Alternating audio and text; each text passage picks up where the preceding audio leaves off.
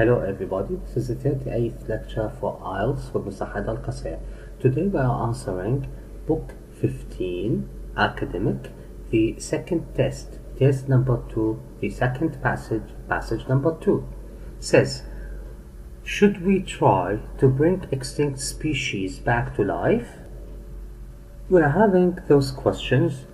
Of course, we are not going to answer the questions raw, because we are going to answer 14, 15, 16, 17, then 20, 23, 24, 25, 26. After that, we'll go back to questions from 18 to 22. Okay, questions 14 to 17 say, reading passage 2 has 6 paragraphs A to F. Which paragraph contains the following information? Write the correct letter A to F in boxes 14 to 15 on your answer sheet. Nota bene, this is really important, and B, you may use any letter more than once. 14. A reference to how further disappearance of multiple species could be avoided. 15. Explanation of a way of reproducing an extinct animal using the DNA of only that species. 16. Reference to a habitat which has suffered following the extinction of a species. 17. Mention of the exact point of which a particular species became extinct. Then, questions 23 to 26. Look at the following statements, questions 23 to 26, and the list of people below. Match each statement with the correct person, A, B, or C. Write the correct letter A, B, or C in boxes 23 to 26 on your answer sheet. Nota bene, another nota bene, and B, you may use any letter more than once. Okay, 23.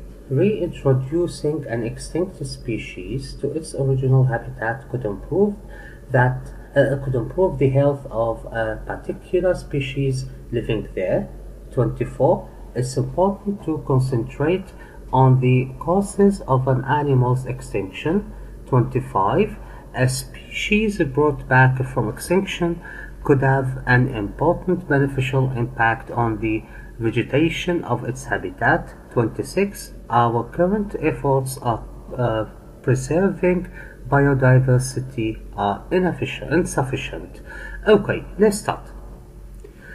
We are having here A. The passenger pigeon was a legendary species flying in vast numbers across North America, with potentially many millions within a single flock. Their migration was once one of nature's great spectacles. Sadly, the passenger pigeon's existence came to an end on the 1st of September 1914. Okay, we have here in 17 mention of the exact point at which a particular species became extinct, and we have here says came to an end, the passenger pigeon's existence came to an end on the 1st of September 1914. So 17 will be A. Okay, let's go on.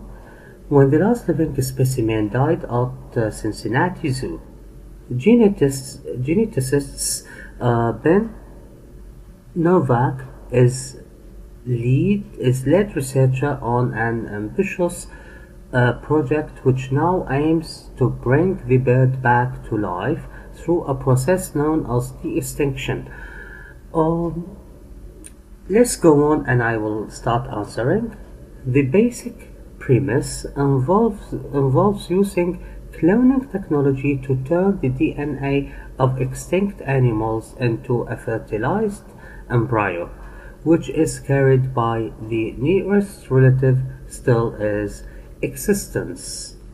In this case, the abundant band-tailed pigeon, before being born as a living breathing animal, passenger pigeons are one of the pioneering species in this field, but they are far from the only ones on which this cutting-edge technology is being trialed.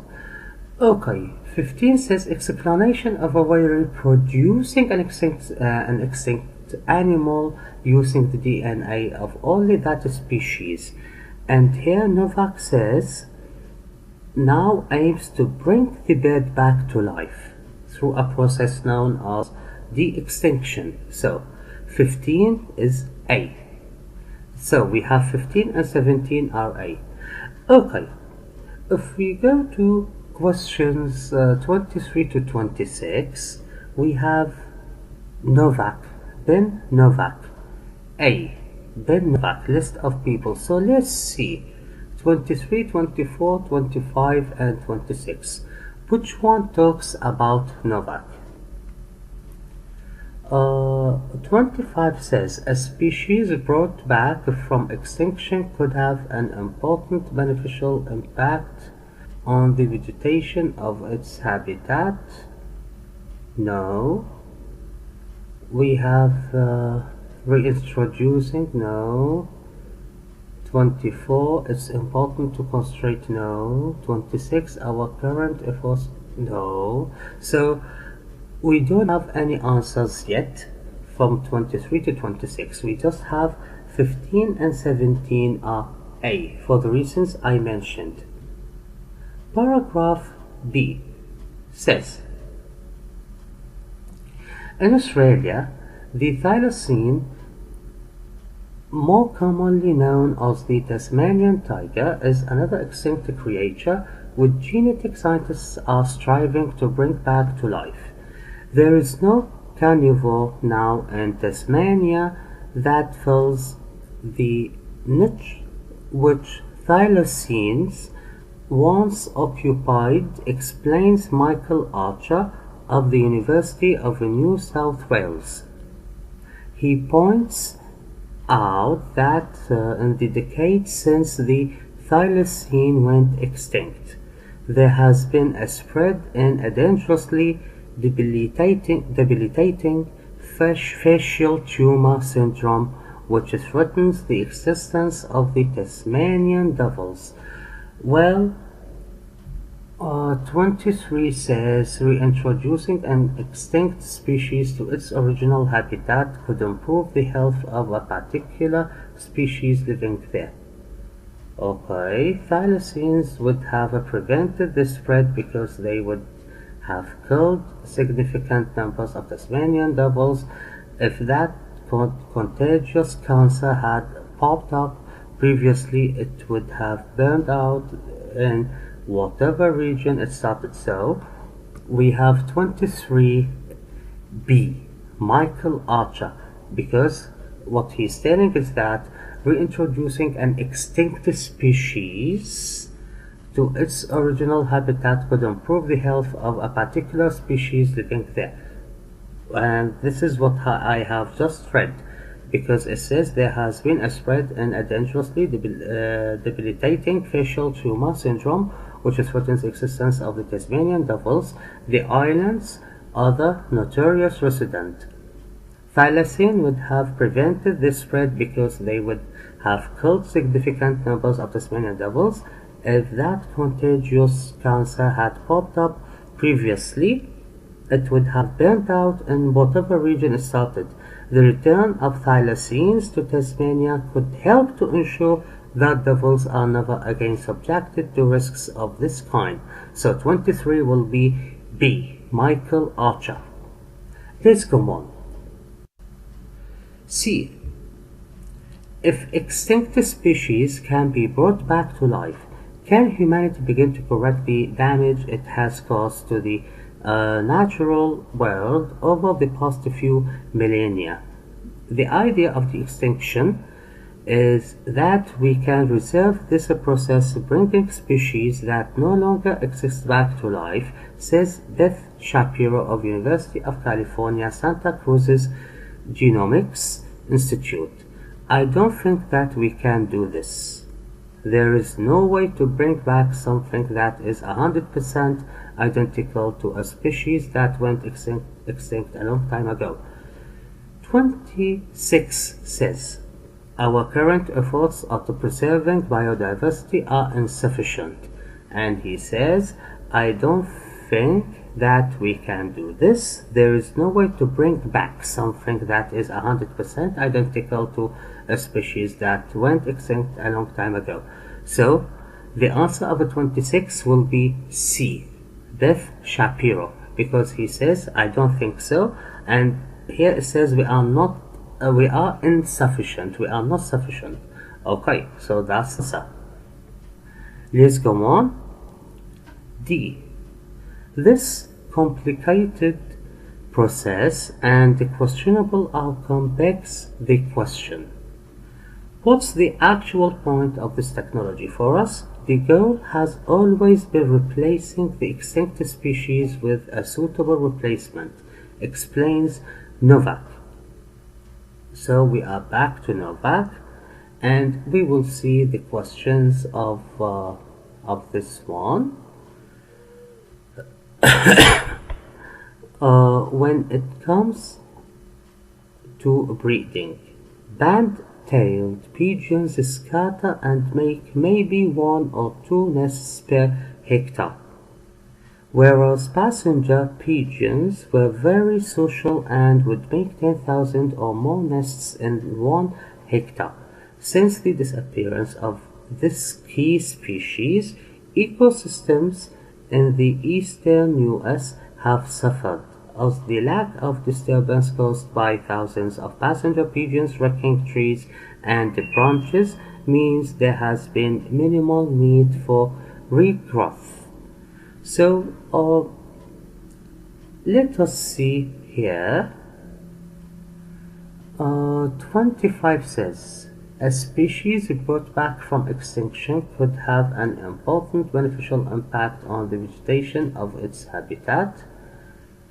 Yes, this is what Novak says. This has left us stagnant and therefore unwelcoming to the plants and animals which evolved to help regenerate the forest after a disturbance. According to Novak, a hybridized band-tailed pigeon with the added nesting habits of passenger pigeon could, in theory, re-establish that forest disturbance. And this is 25. A species brought back from extinction could have an important beneficial impact on the vegetation of its habitat. And this is what I have just read. According to Novak, a hybridized band-tailed with the added nesting habits of a passenger pigeon could, in theory, establish that forest disturbance. Okay, so we will go back to question 14 to 17. 16 says, reference to a habitat have suffered following the extinction of a species. Yes, because he says a passenger pigeon made that disturbance in habitats. Okay, so 16 will be D and 25 will be A. Now let's go on to F. Another popular candidate for this technology is the woolly mammoth. George Church, professor at Harvard Medical School and leader of the woolly mammoth revival project, has been focusing on cold resistance, the main way in which the extinct woolly mammoth and its nearest living relative, the Asian elephant, differ, by pinpointing which genetic traits made it possible for mammoths to survive the icy climate of the tundra. The project's goal is to return mammoths, or a mammoth-like species, to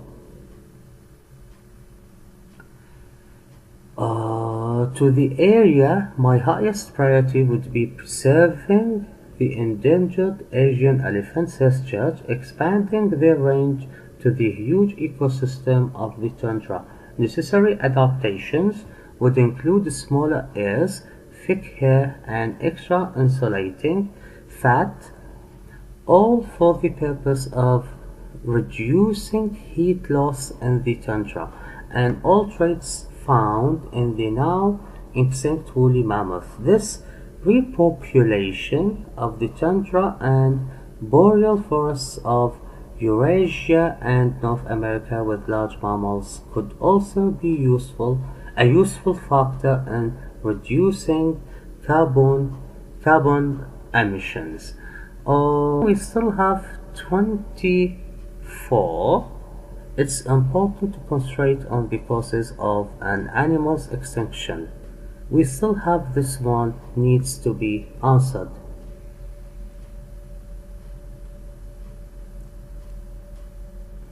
Let's see. While the prospect of bringing extinct animals back to life might capture imagination, it's of course far easier to try to save an existing species which is merely threatened with extinction. Many of the technologies that people have in mind when they think about the extinction can be used as a form of genetic rescue, explains Shapiro. She prefers to focus the debate on how this emerging technology could be used to fully understand why various species went extinct in the first place, and therefore how we could use it to make genetic modifications which could prevent mass extinctions in the future. 24 says it's important to concentrate on the causes of an animal's extinction, and Shapiro says she prefers to focus the debate on how this emerging technology could be used to fully understand why various species went extinct. So 24 will be C, Shapiro. And 14, a reference to how further disappearance of multiple species could be avoided. Why? Because Shapiro is asking to focus on why these various species went extinct. That means a reference to how further disappearance of multiple species could be avoided. Okay, now, so let's go back to the answers. 14 will be F, 15A, 16D, 17A. 23 will be Michael Archer, B. 24, C. Beth Shapiro. 25A, Ben Novak. 26C, Beth Shapiro. Now, we have finished those questions. Now, let's go to the other questions. Okay, now let's come to the exercise from 18 to 22. It says the Woolly Mammoth Revival Project. Fill in the gaps with no more than 2 words. That means 1 or 2 words. As I remember, I've read this in exercise E. Okay, it says the Woolly Mammoth Revival Project, Professor George Church and his team are trying to identify the gap. Another popular candidate for this technology is the woolly mammoth. George Church, professor at Harvard Medical School and leader of the Woolly Mammoth Revival Project, has been focusing on cold resistance, the main way in which the extinct woolly mammoth and its nearest living relative, the Asian elephant, differ, by pinpointing which genetic traits made it possible for mammoths to survive. It says in the question, Professor George Church and his team are trying to identify the gap which enabled mammoths to live in the tundra, which means the answer will be genetic traits, because in the passage says by pinpointing which genetic traits made it possible for mammoths to survive. That means to live. Okay, let's go on with the question. The findings could help preserve the mammoth's close relative, the endangered Asian elephant. According to Church, introducing Asian elephants to the tundra would involve certain physical adaptations to minimize gap.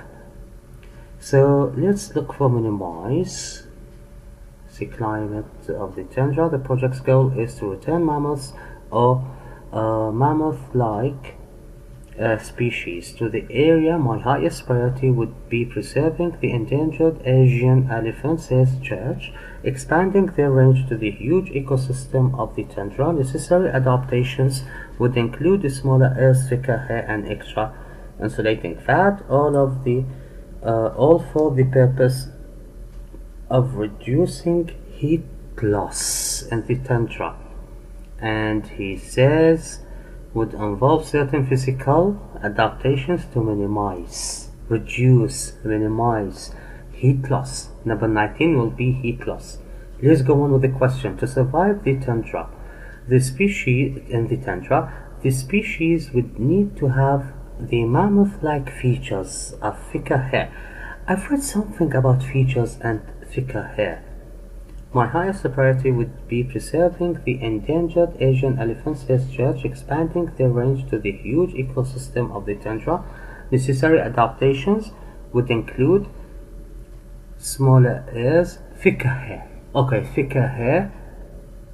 20 will be ears because it says of a reduced size, which means it's smaller. Okay, and more. Let's see in the passage. Extra, which means more, insulating fat. So number 20 will be ears and 21 will be fat or insulating fat. Okay, let's see. Repopulating the tundra with mammoths or Asian elephant mammoth hybrids would also have an impact on the environment, which could help to reduce temperatures and decrease.